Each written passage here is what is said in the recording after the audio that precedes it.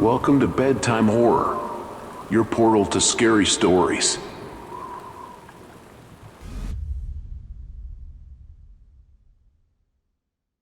I was on the highway, driving towards a hotel room I had booked for the night. The road stretched out ahead, illuminated by the headlights of my car. The familiar hum of the engine provided a reassuring backdrop as I journeyed through the night. Somewhere along the way, I began to notice a car behind me. It wasn't close enough to be tailgating, but it was definitely there. I brushed it off as a mere coincidence, assuming that someone else happened to be headed in the same direction. Miles passed, and the car remained in my rearview mirror. I changed lanes, slowed down, sped up, but it persisted. The feeling of being watched began to creep up on me, like a shadow lurking at the edge of my consciousness. As I neared the exit for the hotel, the unease intensified. The car was still there, maintaining a consistent distance. My heart raced, and I couldn't shake the feeling that something was off. I turned onto the road leading to the hotel, and the car followed suit. My grip on the steering wheel tightened as I pulled into the hotel parking lot. The other car parked a few spaces away from me, and I couldn't ignore the sinking sensation in my gut. My mind raced with questions. Who were they? Why had they been following me? I shut off the engine, but the tension hung in the air. I hesitated before getting out of the car, my eyes darting to the other vehicle. There were no discernible features, no visible faces, just a sense of impending uncertainty. With a deep breath, I stepped out of my car and grabbed my bag. The hotel's entrance seemed farther than it should be, and I quickened my pace, glancing over my shoulder every few steps. The sound of my footsteps echoed in the stillness, heightening my awareness of the car's presence. I reached the hotel's entrance and hurried inside. The lobby was dimly lit, and a lone figure stood behind the front desk. I approached the desk, my voice betraying a hint of nervousness as I checked in. The receptionist's gaze shifted briefly, as if they sensed the unease that clung to me. I was given a key card to my room, and I nodded my thanks before making my way down the corridor. Each step seemed to echo louder than the last, and I couldn't shake the feeling that I was being watched. The door to my room felt like a sanctuary, a barrier between me and the unsettling presence outside. Inside the room, I locked the door and drew the curtain shut. The silence enveloped me, broken only by the distant hum of the highway. I stood by the window, peering out into the darkness, half expecting to see the car's headlights. An hour passed, and I tried to shake off the lingering unease. I turned on the TV, hoping the distraction would help ease my mind. But every creak of the floorboards, every distant sound, sent my heart racing anew. With a sigh, I decided to take a shower, hoping the warm water would wash away the apprehension that clung to me. As I stood beneath the spray, I couldn't shake the feeling that someone was just beyond the bathroom door, waiting. I forced myself to dismiss the irrational thoughts as I stepped out of the shower and wrapped a towel around me. I glanced at the clock, past midnight. The thought of sleep seemed futile, but exhaustion tugged at my eyelids. I crawled into bed, the covers providing a fragile sense of security. I stared at the ceiling, willing my mind to quiet down. Just as I was drifting into a restless sleep, a sound shattered the silence, a faint tapping against the window. My heart leaped into my throat as I jolted upright in bed. The tapping continued, a rhythm of uncertainty that echoed in the room. I strained my ears, trying to discern the source of the sound. Was it a branch? A trick of the wind? But as my eyes adjusted to the darkness, I realized that the tapping wasn't coming from outside. It was coming from the door. Someone was knocking, a slow, deliberate pattern that sent shivers down my spine. "Hello?" I called out, my voice barely more than a whisper. There was no response, just the persistent tapping.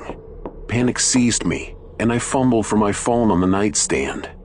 I dialed the front desk, my fingers trembling. The receptionist answered, their voice sounding distant and detached. I struggled to convey my fear, my urgency, but the response was dispassionate. "I'll send someone to check," they said before hanging up. Minutes ticked by, each second stretching out like an eternity. The tapping persisted, a haunting reminder of the unknown presence on the other side of the door. Every instinct screamed at me to stay put, to wait for help. Finally, the sound of footsteps echoed down the hallway. Relief washed over me as I heard the jingling of keys, followed by the door being unlocked. The moment the door opened, I rushed towards it, ready to put an end to the torment.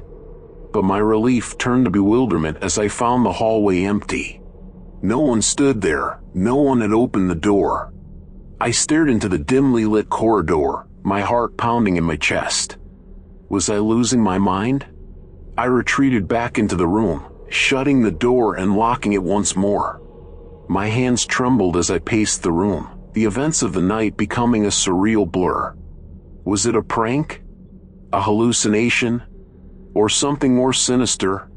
As I tried to regain my composure, I noticed a piece of paper that had been slipped beneath the door.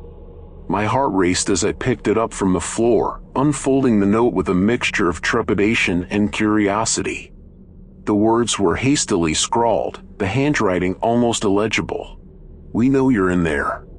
Don't trust anyone. Leave now." Dread pooled in the pit of my stomach as I stared at the words. The implications were chilling, the realization that I wasn't alone in this ordeal. Someone else knew, someone else had seen what was happening. Fear and determination clashed within me. I glanced around the room, my mind racing through possibilities. Escape seemed impossible. How could I leave the safety of the room, knowing that I was being watched? The tapping on the window resumed, a rhythmic cadence that matched the pounding of my heart. I approached the window cautiously, my eyes scanning the darkness beyond. And then I saw it, an outline, a shadowy figure standing just beyond the glass. My breath caught in my throat as I stumbled backwards, tripping over a chair and crashing to the floor. The figure outside didn't move, didn't make a sound. It was as if time itself had frozen in that moment of terror.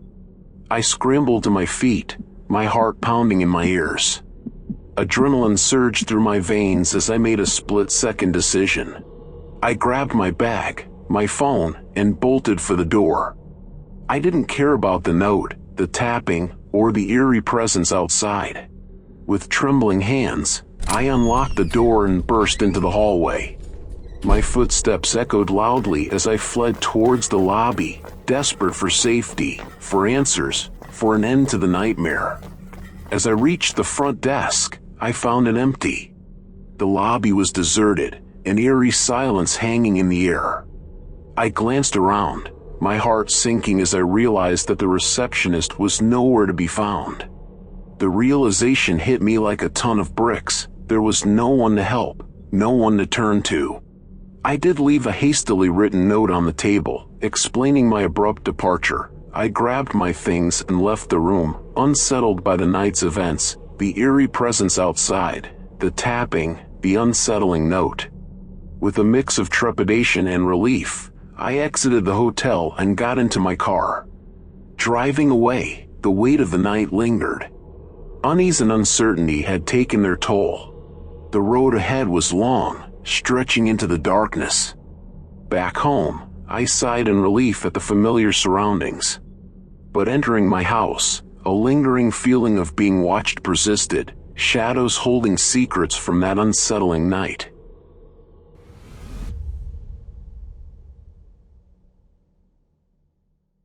I had been looking forward to this weekend getaway for a while. Life had been stressful, and I needed a break from it all. The remote hotel I chose seemed like the perfect escape, a quaint place nestled in the woods, away from the hustle and bustle of the city. As I drove down the winding road, excitement mixed with a touch of unease. The area was isolated, and the sun was already beginning to set, casting long shadows over the trees. I arrived at the hotel, a charming old building with an eerie charm that sent shivers down my spine. Brushing off my unease as mere nerves, I checked in and got the key to my room. The first night was peaceful. I settled into my room, unpacked my bag, and fell into a dreamless sleep. But on the second day, things took an unsettling turn. As I explored the nearby trails, I couldn't shake the feeling of being watched. Each rustle of leaves seemed amplified, every distant footstep felt closer than it should be. I turned around more times than I'd like to admit, but each time, there was no one there. Back in my room that night, the unease lingered.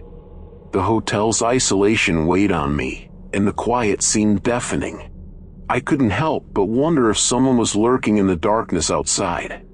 Every creak of the floorboards made my heart race. When I finally drifted off, my sleep was restless, plagued by half-formed nightmares.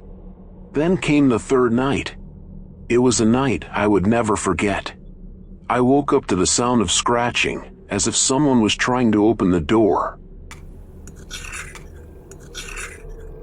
Panic surged through me as I lay frozen in bed.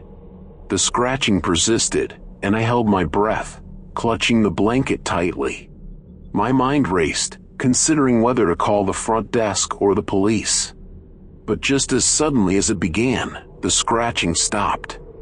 I strained my ears, waiting for any sign of movement. Nothing. I stayed awake for hours, the darkness and silence pressing down on me. By morning, exhaustion had set in. I told myself it was probably just an animal outside, rationalizing the fear away. I decided to venture out for some fresh air, hoping to shake off the tension that had built up over the past few days. As I walked along the trail, I saw a figure in the distance, a man, standing still and staring at me. My heart pounded as I quickened my pace, my instincts screaming at me to get back to the hotel. Once inside, I locked the door and peeked out the window. The man was gone. Shaken to my core, I considered leaving immediately, but I couldn't ignore the nagging feeling that I was overreacting. As the day faded into night, I huddled in my room, the anxiety refusing to let go. I couldn't shake the feeling that I was being watched, that the man was still out there. Every sound was magnified, every shadow seemed to move. And then, as if my worst fears were being realized, I woke up in the dead of night to find the man standing beside my bed. His presence was suffocating, a chilling reminder that I was not alone. I screamed, and he fled from the room, disappearing into the darkness.